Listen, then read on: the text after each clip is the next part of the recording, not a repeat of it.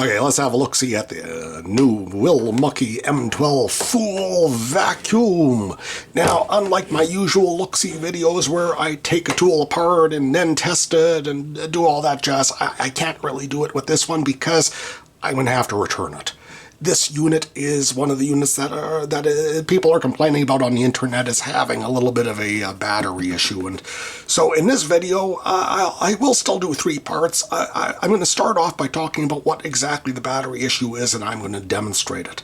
The second part of the video is I'd like to go through the external anatomy of this beast. I can't take it apart because I'm going to return it, but I can offer some insight and some of my own perspectives onto how this thing is put together and how it would function. The third part of the video, I will run some tests.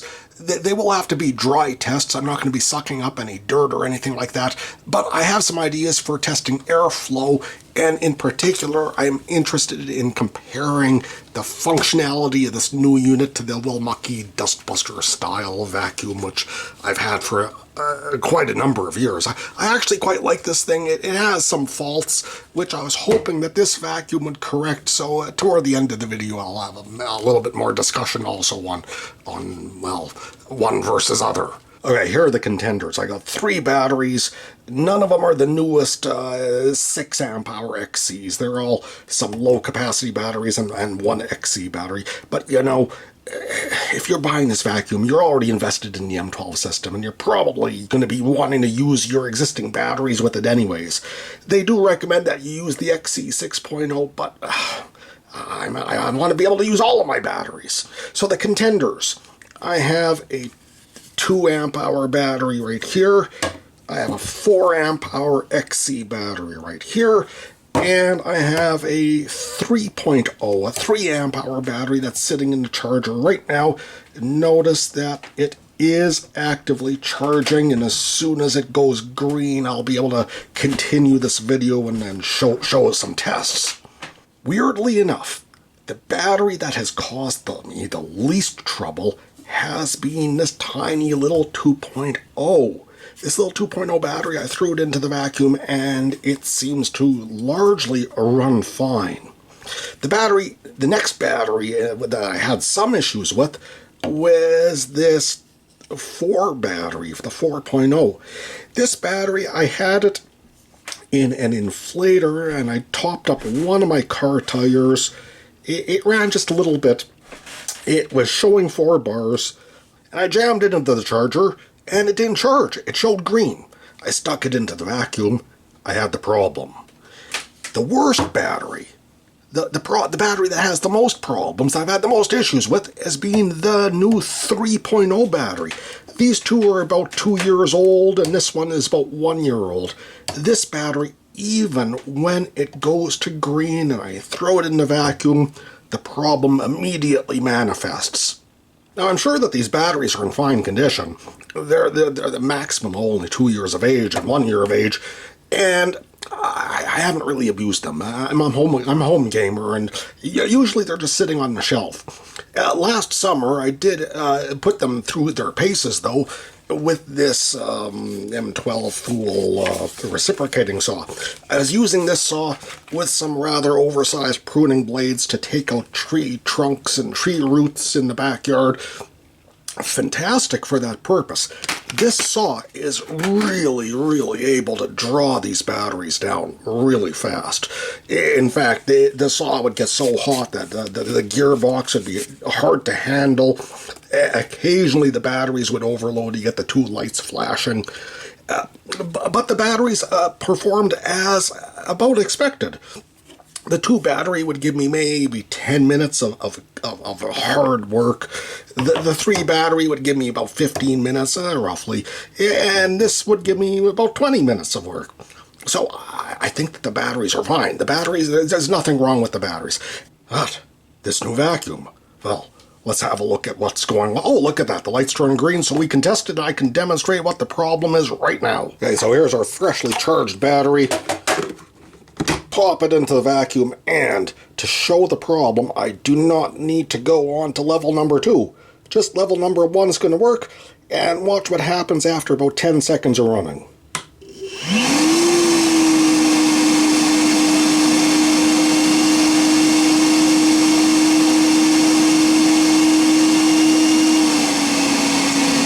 decreases.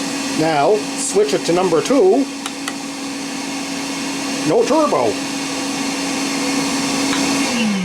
There's the problem. Even with a freshly charged 3.0 battery, brand new, well, 1-year-old, it's not doing its job. It's not working properly. It's not reliable.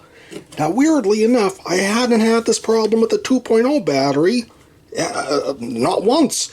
And I only had the problem with this battery after I had it in the air tire inflator, and it was showing 4 bars, but it wasn't really 4 bars. Now let's try the little 2.0 battery.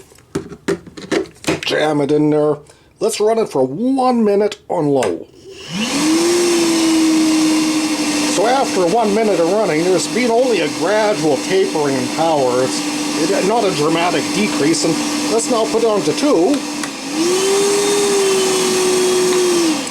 2. There was still power to spare. So, this 3.0 battery, newer, 1 year, it doesn't like it. So what's going on?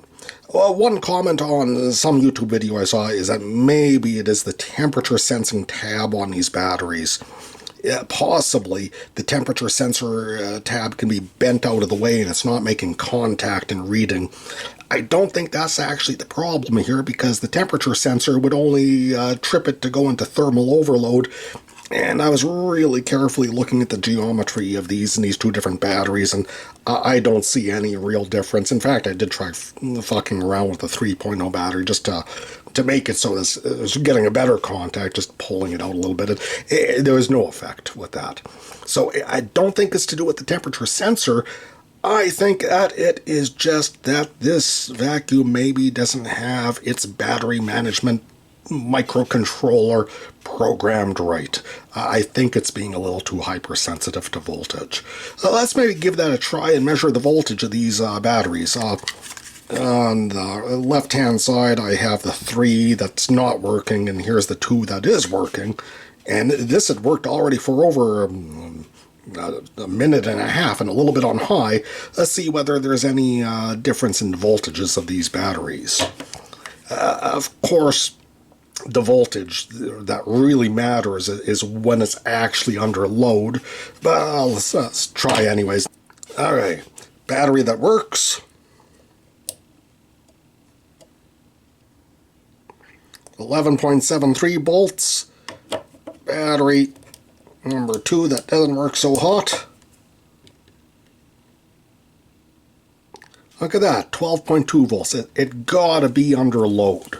There gotta be just some subtle difference between these 2 batteries. That under load, this one is getting depressed a little bit lower, and well, that machine, it doesn't like it. And it goes into some sort of safe mode, running at lower power. And on to the externals. This is a very nicely thought out design, I think. One of the first and simplest, sometimes the simplest things are the most important things. It is square, it is blocky, and that is a good thing because it makes it easy to slide into a bunch of boxes or in the back of your van into like a tight little quarters. Square is good. I hate those plastic things that are wedge shaped. They shape them like a wedge so that then they can stack them for shipping. But when it comes to the end user, that sort of a shape is just annoying. It wastes space. That's cool. Another thing that's good about this unit is that there is a minimal amount of excess detail. You don't get any of that fancy space machinery greebling like Star Wars type of thing. It's all nice smooth surfaces, and that is good for cleanliness. This has mostly flat sides and not too many indentations or corrugations, so you could take a damp cloth and you'd be able to clean that up pretty well. The latches. All the latches are inset, and when they're inset, they're unlikely to accidentally open on you when it's in use. That's a good thing. The handle locks down. That's good to keep it from flapping around. Nice little touch. It's a pretty solid unit. I would not hesitate whatsoever just sitting on it. There is the little do not stand on warning, but well, that might just be, that's probably just for the lawyers. They want you falling and suing them or something like that. But it is plastic, so I don't think I'd want to stand on it anyways. You got a bit of gravel in your shoe, it'll punch a hole through there. Feels pretty tough, so I wonder what sort of plastics they're using. Their smaller tools use nylon, glass-filled. Usually bigger items like this, they're not going to do that because it's not only a slightly more expensive material, but it's the manufacturing. Glass-filled nylon, it's hard on the molds. So I wonder what this is. The other little dustbuster vacuum, that just uses ABS plastic. Let's see if we can find a... there's some codes there. Let me get that closer up.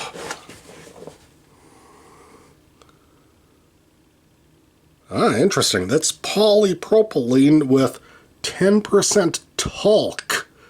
Well, that will help increase the rigidity of this plastic. Polypropylene is ordinarily a fairly soft plastic, but this is pretty good. It's pretty rigid. The bottom, the waste bin part of this vacuum, I don't think it's the same type of plastic. I'll put that aside. This, it has no markings whatsoever, but it feels to me very much like it's polyethylene. Nothing wrong with polyethylene. I got some Rubbermaid action packers that are made out of that material, and God, I have one of them that's got to be like 30 years old, and it's still tough and actually it's in great shape. So nothing wrong with polyethylene. Well, one thing I'm not too crazy about this design is that the latches are put on the bottom unit, or I think it'd be better if the latches were put on the top unit, because you're going to take this and want to shake the dust out, and well, that's kind of, it would have been better on the top unit. Another little bit of a quibble is it has this lip, and this lip is going to be the seat on a gasket on the top unit. However, this lip is going to make it difficult to get every last crumb out. You're always going to get dust stuck in there like that. It'd be nice if there was like a smooth pour spout or so. That would be a nice touch. I'm not really sure that would be doable, however, because it is a wet-dry vac and it really does need a gasket seat to keep water in here and keep it from sloshing out. So it's a pretty minor quibble, really. Well, that's the bottom of the unit. Put that aside. Grab the top unit and see the underside.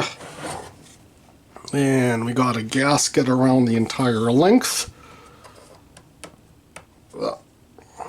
Under the gaskets are all the screw holes. God, I'd love to take this thing apart, but I gotta return it. Oh well. Well, that's that. The filter is a bayonet type filter. I understand it's the filter that's used in other Milwaukee vacuums.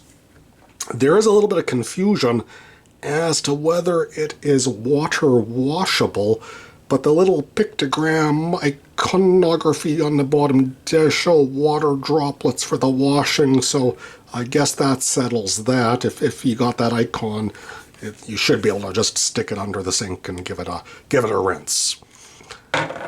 Here's the cage and the float. Interesting that float, in most shop vacs I've seen, the float is actually sealed. This one here is hollow on the bottom. I wonder if that can ever fail and not properly float up and shut the motor off should there be excess water in the bottom. I'll stick that filter back on. Fits on, comes on and off really nice and easily. Now here we got the outlet, or the inlet I should say. That's where the hose goes for sucking. And for blowing, which I am really interested in trying out, we got the blowhole on this side of the filter. Now let's just take a look at how the hose attaches. unlike a lot of shop vacs that use a friction fit, this hose is a bayonet or something it. Yeah, I got these two little tabs here and a little wing that allows you to lock it into place. I guess that's necessary because this hose is only, what is it, maybe 24 inches long, but it's expandable and you can really stretch it out a good bit, maybe to 5 feet. It has a fairly good recoil on it, and maybe after a little bit of use it'll loosen up a bit, but that's what it is. Yeah, so you'll want the bayonet to hold it on to place so it doesn't accidentally pull out. And similarly, when you have it on the blowhole, you're not going to want it to pull out like that. I'm not sure that's any sort of a standard. I kind of doubt it. I think that's just a Milwaukee special. So that's too bad that you won't be able to get second off-market hoses. Let's say if you want to keep one attached to your table saw and just jam it into the vacuum occasionally for when you need it. But I guess you can get replacement hoses from Milwaukee, and these things they just unscrew. I've done one of them here. Yeah, they just unscrew, so you should be able to buy a new Milwaukee hose just to get these fittings, and then just get an extra hose if that's what you want to do. And back to this unit, we got a gulper nozzle here, quite large, with a ramp at the front end. That way, when it is on your work surface, there's a little bit of a gap at the front for sucking the big stuff in, and you'll lift it up a little bit. Really a wide gulper. It's going to really reduce the suctivity, so this vacuum is going to really need to be powerful to make up for that. And we have here our crevice tool with a little bit of futzing around with it. I find that it's a pretty good blowing wand as well. It does increase the air velocity coming out of the blower port. Anyways, so I'm not going to go into any more anatomy than that. Let's get on to some tests. Okay, let's test airflow with a plastic bag. This plastic bag holds about 2.5, maybe 3 cubic feet. The vacuum is supposed to, on high, get around 45 cubic feet per minute, which would translate into emptying this bag in under 3 seconds flat. Let's try this out. I was trying earlier and I wasn't having a lot of luck because it sucks the bag into the hose and it jams it up. But I find if I put a rag with an elastic band on the front that it helps, lessens that effect a little bit anyways. It'll restrict airflow a bit, but you know, if it's able to suck the air out of this bag in only a few seconds flat, I don't see any reason to not believe Milwaukee's claim of 45 cubic feet per minute. Now let's give this a try. So I'm going to fill the bag up with air.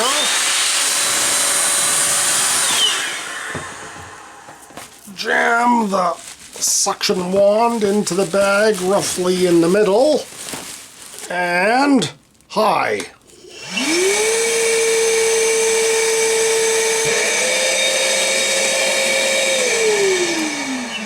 I don't know, that seems about right. There's about 3 seconds there to empty that bag. 45 cubic feet per minute on high. Now, let's compare it to the Dustbuster. The Dustbuster is supposed to be 35 cubic feet per minute, but I am really skeptical about that because its suctivity is much, much lower than the new Fool version. Let's find out.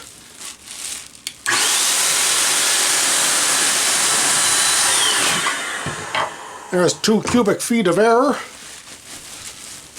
Jam it in.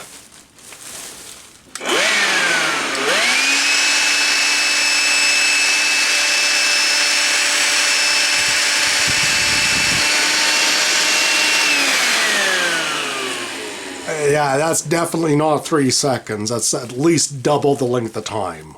Okay, let's find out how much he swallows, or how much suctivity is generated at the filleting end. Now, ordinarily, you'd measure this in, I don't know, kilopascals or something like that, but I'm no francophile, so instead, I'm going to use American screw gauge. Huh, that sounds like a future video.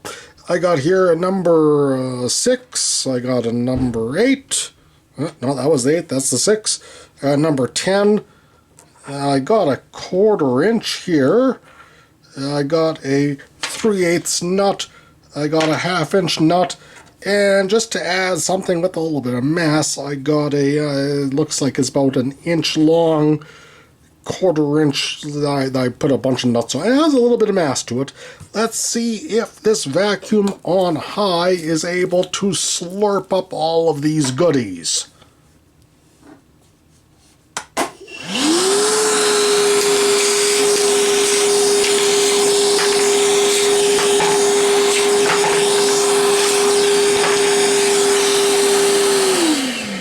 No problemo.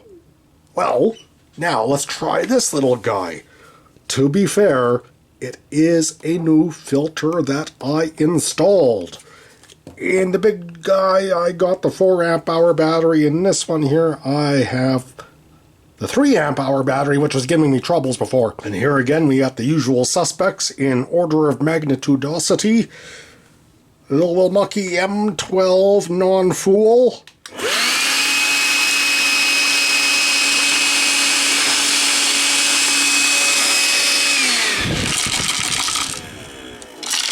Huh, not bad. Like I said, I kind of like this vacuum. Now, what is the problem with this compared to the new one? Why would I get the new one if this one works so well? I can tell you a couple things. First of all, fucking noisy. I'll do a noise test in a moment. This thing is nice and quiet. Just hold on for that.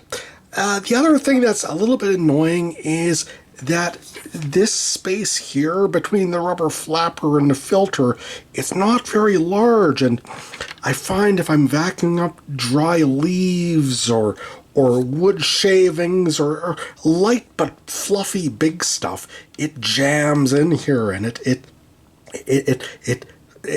prevents the vacuum from working properly.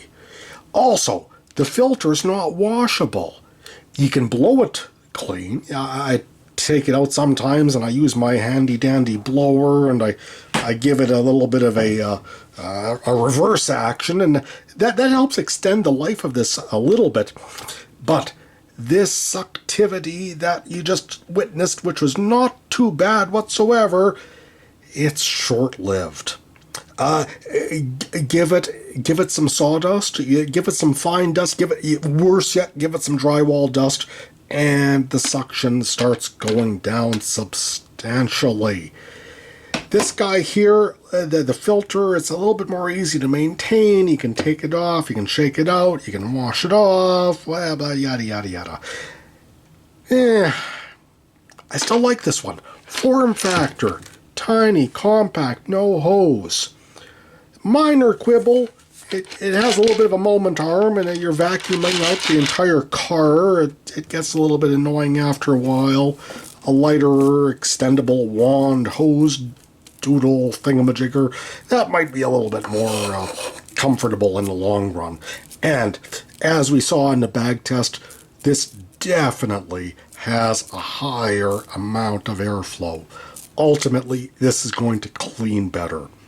I've done my car with this little guy, and it doesn't do a terrible job. It is not very thorough. It's no detailing, but I'm able to get the majority of all the large chunks out. It takes forever. You gotta go over and over and over and over. Because remember, the filter, it has a limited life. And you know, I'm cheap and, well, my filter's usually dirty. This guy here, hopefully it could last a little bit longer. I want to like this thing. But the battery. So on the topic of noise, let's try this out. I'm about 3 or 4 inches from either unit. Let's see what sort of decibellions they put out. First of all, the Fool version on high power.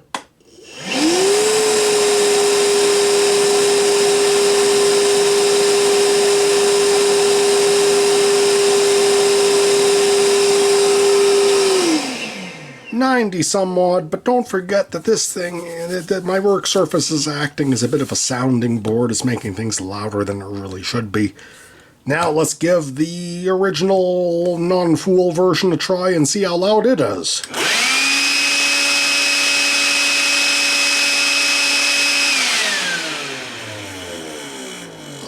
I think that is the number one reason why I would love to like this new Fool version. It's the noise level. This thing is fucking noisy. I like it because it has enough suction.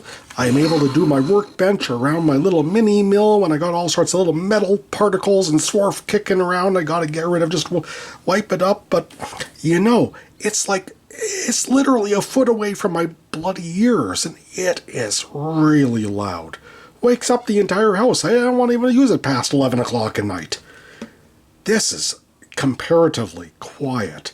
Even though the decibel meter said that it was too quiet, really, I think the sounding board of my workbench has some effect here. To my ear, this is not too bad. You wouldn't want to use it next door to somebody who is sleeping, but if you're at the opposite end of a house in which somebody was sleeping, there would be no problem with using it. It's plenty quiet. Okay, she sucks, but does she blow? I'm really interested in this because at the moment I'm using a wired Metro Data Vac Electro Duster.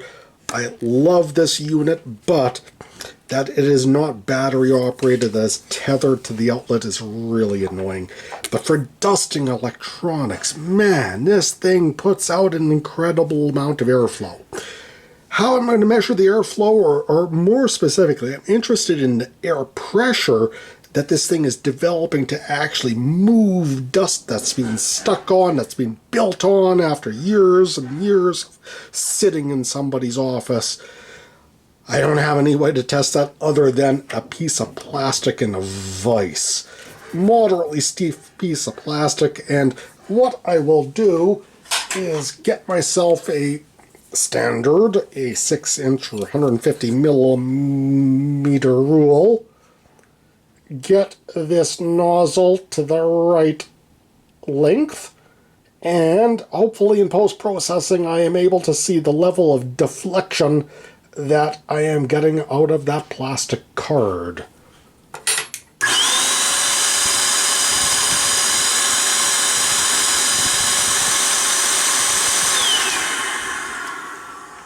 Now, let's see if on the high power number 2, and I am going to use the included crevice tool, which I thought did a reasonable job of directing a nice tight airflow. I'm going to get that at the same distance, roughly speaking. I would say that's about there. And once again, on high power, I am going to let it rip.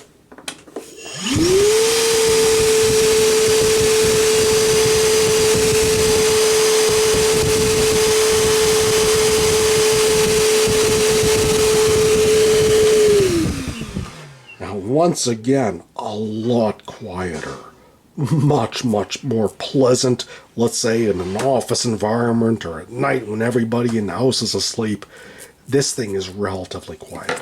This thing in comparison is friggin' noisy. I do believe it has a little bit more power to it. In post-processing, I'll put some stuff down here that indicates exactly how much power it seems to have generated, at least in a relativistic sort of a manner.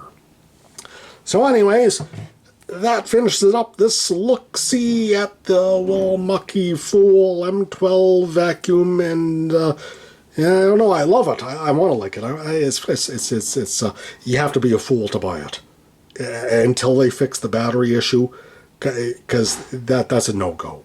That battery, yeah. If you can buy it, you can try it out with your existing batteries, and then you can return it. Yeah, fine. Go nuts. I think it's a pretty cool vacuum. I will probably eventually buy it again, but for now, going back to the Home Despot. Thanks for watching. Bye-bye.